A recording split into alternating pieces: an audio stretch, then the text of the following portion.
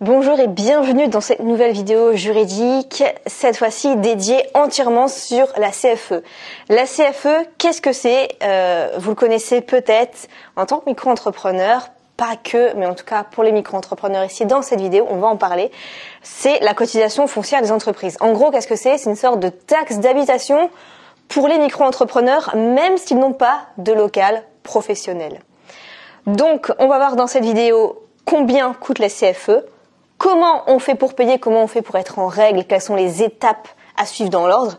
On va voir comment si ne pas payer parce qu'il existe des exonérations et peut-être que vous en avez le droit. Comment faire attention aux arnaques, on va voir 3 grandes arnaques et comment faire attention si on a reçu un courrier de la CFE, si c'est une arnaque ou pas. Et je vais vous donner quelques petits hacks et astuces autour du statut micro-entrepreneur et de la CFE. Donc c'est parti. Dans cette vidéo, je vous mettrai un PDF avec le détail vraiment de tout ce qu'il existe parce qu'ici on va aller vraiment en général. On va pas, je vais pas vous donner tous les textes de loi, je vais pas vous donner tous les détails qui font que ça rentre dans cette catégorie-là ou pas. On va rester assez simple, assez général. Mais pour approfondir, je vous mettrai le PDF. Je vous mettrai aussi le lien pour remplir votre CFE. Je vous mettrai le lien pour avoir des modèles de demande d'exonération, etc., etc. Vraiment pas mal de détails. Je vous mettrai en téléchargement gratuit sous cette vidéo. Donc c'est parti, premier point, on va voir combien est-ce qu'on paye la CFE selon notre chiffre d'affaires. Alors la CFE, vous devez la payer que vous ayez un local ou pas. Et en gros, pour faire le calcul, c'est pas à vous de faire le calcul, vous inquiétez pas avec ça, mais on va voir la règle en général, comment ça se passe. Ça prend en compte 3 points. Ça prend déjà, premier point, en compte votre chiffre d'affaires. Donc plus vous gagnez, plus vous payez. Ça prend le lieu de domiciliation de l'entreprise. Alors domiciliation, c'est-à-dire que là où vous pouvez avoir très bien une adresse qui sert de boîte postale, là où vous allez domicilier votre entreprise, chez vos parents, dans un truc juridique spécialisé, mais c'est pas forcément là où vous habitez. Souvent c'est là où vous habitez, mais c'est pas obligé. Et on va voir que selon là où vous habitez, les taxes sont plus ou moins importantes. Donc par exemple, à Paris, c'est l'une des villes les moins chères, étonnamment. Et par exemple, à Lille, c'est beaucoup plus cher. Mais on va pas rentrer plus dans les détails. Mais il faut savoir que vraiment, ça différencie énormément selon les villes. Et enfin, votre surface professionnelle. Et pour faire ce calcul, il se réfère en N-2, c'est-à-dire qu'ils prennent l'année 2 ans avant. Donc souvent les calculs des impôts, des taxes, c'est sur l'année d'avant, mais là pour la CFE c'est particulier, c'est 2 ans avant. Alors on va pas rentrer dans les détails, faire des maths, je vais juste vous donner selon votre chiffre d'affaires le maximum que vous allez devoir payer. Comme ça vous allez avoir une petite idée. Alors à savoir que le grand minimum c'est 224 € par an. Alors on va faire un tableau, ici votre chiffre d'affaires et ici le montant maximum à payer. Donc, si vous faites moins de 10 000 € par an, au maximum, donc au minimum c'est 224 et au maximum, selon les estimations de 2023, ça sera 565 €. Si vous faites entre 10 000 et 32 600 € par an, ce sera au maximum 1130 €. Si vous faites entre 32 600 et 100 000 €, je vais mettre 100K, ça ira plus vite, ce sera au maximum 2374 €. Si vous faites entre 100K et 250 000 €, le maximum sera plafonné à 3957 €. Si vous faites entre 250 000 et 500 000 €, ce sera au maximum 5 652 €. Donc il existe encore des barèmes, mais on va dire que généralement on rentre dans ces critères-là. Donc essayez de prévoir de côté pour payer chaque année la CFE. Parce qu'il y a quand même un petit montant assez conséquent dont on ne s'y attend pas toujours. Alors maintenant, comment payer, comment être en règle, comment faire les choses par étapes? Eh bien, premièrement, c'est que quand vous allez faire l'inscription en tant que micro-entrepreneur, vous allez recevoir un dossier avec des papiers et dedans, il y aura la déclaration de CFE à remplir. Si vous n'avez pas reçu cette déclaration de CFE, ça arrive, vous pouvez télécharger le modèle et l'envoyer au centre des impôts qui vous concerne. Donc, je vous mettrai le modèle dans le PDF en dessous. Il n'y aura plus qu'à le compléter et à l'envoyer si jamais vous êtes déjà inscrit et que vous n'avez jamais reçu ce papier de la CFE. Donc, il faut savoir que la première année, début d'activité, on va voir qu'il n'y a pas forcément à payer, surtout que c'est pris 2 ans avant. Donc, vous n'allez pas forcément recevoir votre déclaration de CFE à payer tout de suite. Ça se fera par la suite. Par la suite, il faut savoir que les impôts n'envoient pas de courrier pour payer la CFE. Tout se fait sur l'espace des impôts, espace professionnel. Donc, pas de courrier. Souvent, c'est une arnaque, mais ça vérifier quand même, ça dépend. Mais ça, on verra à la fin de la vidéo. Ils envoient un courrier seulement s'il y a des majorations de pénalités, de retard à payer. Donc, une fois que c'est fait, il faut vérifier chaque année sur le site des impôts dans l'espace professionnel que vous allez devoir créer. Ça se fait très rapidement, vous inquiétez pas. Et dedans, vous avez un onglet qui s'appelle Avis CFE. Vous cliquez dessus et il y a juste à payer en ligne. Donc ça, faites attention, ça vérifier chaque année parce qu'il n'y a pas de courrier. C'est à vous de vous mettre un rappel chaque année pour vérifier et payer. C'est à payer chaque année avant le 15 décembre. Donc ouais, ça fait un peu d'argent en moins pour les cadeaux de Noël. Donc, essayez de mettre de côté vraiment tous les mois pour anticiper cette date. Alors, vous pouvez donc payer en ligne en une fois, mais vous pouvez demander aussi en plusieurs mensualités. Mais généralement, la demande se fait avant le 30 juin. Il faut s'y prendre à l'avance. Alors maintenant, comment ne pas payer? Est-ce que vous pouvez être exonéré? On va voir qu'il y a plusieurs façons différentes de façons d'être exonéré. La première façon, c'est si vous êtes en tout début d'activité et que vous faites 0 € de chiffre d'affaires. Pour eux, ils considèrent que vous n'avez pas payé à la CFE si vous êtes toujours à 0 € de chiffre d'affaires. Et c'est bien le début d'activité, c'est pas l'inscription. C'est-à-dire que si vous êtes inscrit en tant que micro-entrepreneur et pendant 2 ans, vous encaissez 0 €, mais vraiment 0. Hein. Parce que si vous encaissez même 1 €, hop, à partir de là, on compte la CFE. C'est vraiment le début d'activité. En gros, c'est égal le premier euro qui est compté. Donc, c'est pas l'inscription. J'espère que vous avez bien compris ça. Donc ça, c'est la première règle. Si vous faites 0, vous n'avez pas de CFE à payer au tout début. Donc, en plus de ça, il faut savoir que selon les communes, vous pouvez être exonéré pendant 3 ans de la CFE.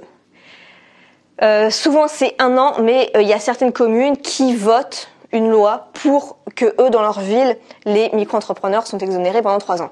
Donc ça, vous pouvez renseigner, vous envoyez un email à votre mairie pour savoir, et peut-être que vous faites partie de ce cas-là. Donc comme ça, exonéré pendant 3 ans, c'est quand même bon à prendre. Deuxième point, c'est si tu fais quand même de l'argent, mais tu fais moins de 5 000 € la première année.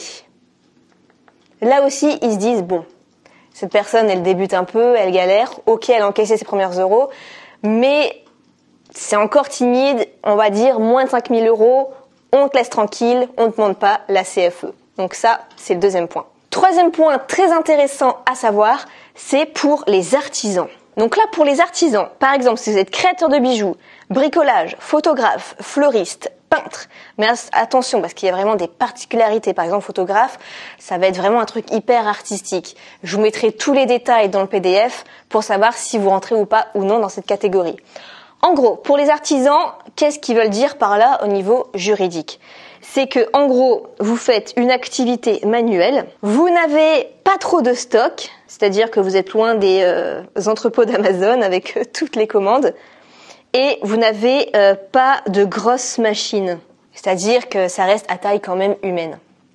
Donc, voilà, de manière à vulgariser, c'est ces 3 points-là qu'il faut remplir pour rentrer dans la catégorie d'artisan. Mais encore une fois, pour plus de détails, pour savoir si vous rentrez dedans, regardez le PDF que je mettrai en description. Quatrième façon d'être exonéré, c'est tout ce qui est activité d'enseignement physique. Donc par exemple, si vous êtes prof de maths, prof de dessin, prof d'équitation, prof de sport, mais attention, ça ne doit pas non plus être une activité pratique. C'est-à-dire que si vous faites apprendre la couture, la cuisine, la conduite, ça ne compte pas. vous devez quand même payer la CFE dans ces cas-là. Si vous n'avez pas de local et si ça ne compte pas non plus si vous enseignez à distance, l'enseignement à distance, vous devez quand même payer la CFE. Ce que je veux dire physique, c'est que vous devez être présent, faire un enseignement en présence en fait. Mais sans avoir non plus un local professionnel où vous accueillez des gens. C'est soit vous déplacez chez l'élève, soit l'élève à la rigueur vient chez vous, mais vous n'avez pas un local professionnel pour ça. Donc voilà, encore une fois, il y a plein de petites nuances et allez voir en description si ça vous concerne ou pas. 5e point, certaines zones de France. Enfin, de France, mais pas que. Parce que par exemple, les dom-toms, vous pouvez être exonérés. Tout ce qui est aussi quartier prioritaire. Si vous êtes en Corse, apparemment, on ne veut pas embêter les Corses pour payer la CFE, on veut pas de problème. Donc pour ça, si vous voulez simplement savoir si vous êtes concerné ou pas selon là où vous habitez, je vous mettrai un lien, il suffit de rentrer votre ville et vous saurez ou pas si vous êtes concerné dans une de ces zones. 6e point aussi, ce sont pour les loueurs en meublé. Donc là, il y a quelques conditions. Il faut que vraiment la location ce soit occasionnelle. Il faut que ça fasse vraiment partie intégrante de votre habitation, que ce ne soit pas quelque chose qui est au fond de votre jardin par exemple. Donc pareil, il y a quelques petites conditions à vérifier. Mais en général, ça rentre dans les exonérations. Alors maintenant, comment on fait pour demander l'exonération si jamais vous faites partie de ça? Parfois, par exemple, si vous êtes artisan, la CFE de base, elle sait que vous êtes exonéré, mais parfois on doit faire la demande, donc vous devez envoyer un papier au service des impôts des entreprises. À savoir aussi que si vous avez une très forte baisse de chiffre d'affaires, vous pouvez demander à en faire la demande. Donc pour faire toutes ces demandes, je vous mettrai les documents officiels à envoyer au service des impôts qui vous concernent. On avait aussi parfois d'autres petites catégories comme ça, comme tout ce qui est chauffeur VTC. Alors attention aux arnaques. Donc on a 3 grandes arnaques, dont une nouvelle qui, en 2023, qui se fait beaucoup, c'est que on vous envoie un courrier et on vous dit que l'inscription au registre des auto-entrepreneurs est payant par virement. Donc ça, c'est le premier type d'arnaque. Il faut savoir que c'est totalement gratuit. Ensuite, on vous dit qu'il faut payer, par exemple, l'inscription au service d'identification légale. Et là, on va vous demander 282 €. Il y a aussi l'arnaque à la taxe de valeur ajoutée. Donc faites bien attention, il y a ces différentes arnaques, l'inscription au registre des auto-entrepreneurs, le service d'identification légale qui vous demande 282 €, la taxe de valeur ajoutée de 295 € à payer au TSA. Notez-le bien, vérifiez toujours en référence à cette vidéo. Pour ça, vérifiez aussi des petits détails comme les clauses. Parfois, au dos de ce courrier, il y a une clause, ils sont assez malins, ils marquent « c'est une offre facultative commercialisée ». C'est-à-dire que là, le problème, c'est que juridiquement, ils sont en droit de pouvoir vous faire un courrier comme ça. Et si vous payez, c'est de votre responsabilité et ça va être assez compliqué. Donc voilà, il y a des malins qui savent jouer avec le droit. Donc vérifiez toujours s'il n'y a pas ça dans les courriers, c'est une arnaque. Ou alors, tout simplement, si il n'y a pas de signature juridique et s'il n'y a pas le logo de l'État, c'est étrange. Donc voilà en gros pour les arnaques. Et maintenant, je vais vous donner quelques petites astuces et hacks. Alors vous le savez peut-être, en tant que micro-entrepreneur, nous ne pouvons pas récupérer la TVA, on ne peut pas récupérer les frais de ce qu'on avance. Il existe une petite exception qui s'appelle les frais de débours. Et ça, il faut le connaître. Les frais de débours, ça vous permet de ne pas déclarer trop d'argent et de pouvoir facturer au nom du client. Donc les frais de débours, c'est que si vous devez par exemple avancer certains matériaux, par exemple, je sais pas, vous devez avancer des frais de port, vous devez acheter certaines matières premières. Alors l'essence, c'est pas possible, mais si vous devez faire des déplacements en train ou hôtel, ça c'est possible que ce soit considéré comme frais de débours si jamais vous devez vous déplacer pour un client et que vous n'avez pas le choix, vous devez y être pour plusieurs jours. C'est possible aussi de le faire rentrer dedans. Donc comment on fait pour ça? Il faut faire, première étape, un accord écrit avec le client en voyant un petit peu ce que vous devez acheter et le montant maximum. Parce qu'en cas de contrôle, il faut avoir ça. Deuxième étape, vous facturez les éléments au nom du client et non pas à votre nom en tant que micro-entrepreneur. C'est le plus important à savoir dans les frais de débours. Et vous gardez surtout les factures et les tickets de caisse. Et en gros, ainsi, vous allez facturer que votre service et non pas tout ce que vous avez dû débourser aussi en plus pour le client. Donc, vous n'avez pas, en gros, à monter votre chiffre d'affaires. Vous allez déclarer que ce qui a été nécessaire et ce que vous devez avancer, vous le justifiez, vous le mettez de côté, mais vous n'allez pas le déclarer dans vos charges. Ensuite, le deuxième hack, c'est que vous pouvez toujours donner aux associations, par exemple, pour faire baisser vos impôts. Ça, en tant que micro-entrepreneur, ça marche aussi, c'est toujours bon à savoir. Alors, pour mieux comprendre les frais débours, c'est en gros quand je dois acheter spécialement, donc je dis bien, j'insiste bien sur le mot spécialement, spécifiquement, quelque chose pour un client. Ça n'a rien à voir avec les coûts d'achat que vous devez à chaque fois pour tous les clients en général. Là, c'est en gros un petit service en plus qui vous demande spécifiquement par rapport à lui. D'accord? C'est ça. Je vous donne un exemple que j'ai créé. On a par exemple Nicolas et Hugo. Nicolas, il demande à Hugo, c'est un dresseur de chiens, il lui dit « Viens m'apprendre à dresser mon chien, mais c'est à 500 km de chez toi. » Et donc Hugo, il dit « Ok, mais ça va me faire des frais en plus. » Et Nicolas lui dit « Mais je te rembourserai, mais moi tout ça sur la facture. » Et Hugo lui dit « Ouais, mais moi je dois déclarer la totalité de la facture. Alors moi je vais perdre de l'argent si je facture tout.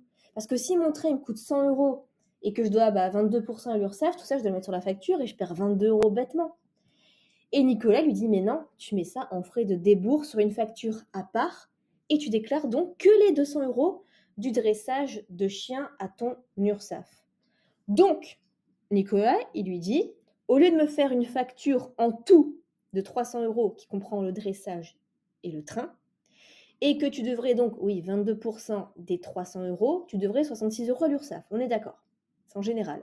Mais là, ce que tu fais, c'est que tu mets le train donc en frais de débours sur une facture à part et tu déclares à l'URSSAF que le dressage à 200 €. Et tu dois donc moins à l'URSSAF, puisque tu dois 22% de 200 €, tu dois 44 €. Mais donc tout ça, il faut faire la facture avec les frais de débours pour le train au nom de Nicolas avec son adresse. Et voilà, vous payez quand même moins d'argent.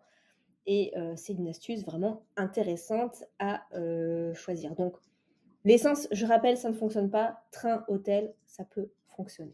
Tout ce qui est aussi, si vous faites appel à une aide ménagère, aide au ménage, ou aide pour les devoirs, également, vous pouvez baisser vos impôts en tant que micro-entrepreneur. Et enfin, la dernière petite astuce, c'est que si vous voulez être indépendant, mais devenir micro-entrepreneur, faire votre propre petite comptabilité, tout ça, ça vous fait peur, l'administratif vous fait peur, vous pouvez recourir au portage salarial.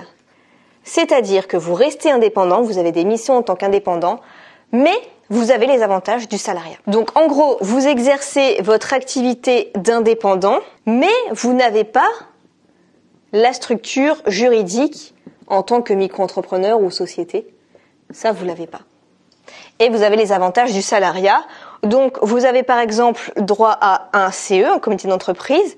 Vous avez droit au ticket restaurant. Et enfin, vous avez droit au plan d'épargne salariale. Donc ça, c'est pas très connu, mais c'est bon à savoir et je voulais vous le partager en tout cas. Donc voilà pour cette vidéo sur les SFE. J'ai vraiment été dans les grandes lignes. C'est à jour de 2023. Ça changera sûrement par la suite. Mais en tout cas, voilà ce qu'il en est. Je vous rappelle de télécharger le PDF si vous voulez vraiment les détails en dessous. Et voilà pour cette vidéo, j'espère qu'elle vous aura aidé. Je peux pas répondre à toutes vos questions, je suis pas non plus juriste. C'est vraiment pour moi une synthèse de tout ce que j'ai pu comprendre sur Internet pour vous le retranscrire en vidéo. Après, je peux pas vraiment faire au cas par cas. Voilà, j'espère que cette vidéo vous aura aidé et on se retrouve dans une prochaine vidéo. Et je vous souhaite plein de succès dans votre entreprise.